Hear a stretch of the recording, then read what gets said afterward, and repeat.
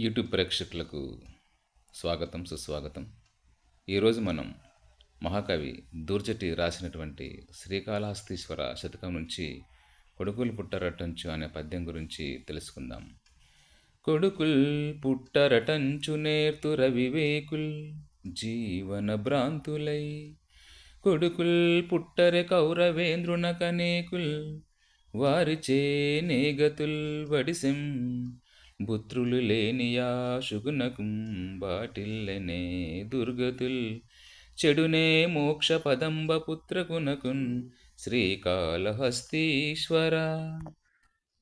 దేని భావం ఏంటంటే, ఓ శ్రీకాళహస్తీశ్వర, నాకు కొడుకులు పుట్టలేదే అని తెలివిలేని వారు బాధపడుతుంటారు. ధృతరాష్ట్రునకు 100 మంది కొడుకులున్నారు. వారి వల్ల ధృతరాష్ట్రునకు ఏ మేలు జరగలేదు. అదే శుకమహర్షికి పుత్రులు లేకపోయినా అతడు మోక్షాన్ని పొందాడు. కాబట్టి పుత్రులు లేనంత మాత్రాన ముక్తి లభించకపోవడం అనేది జరగదు.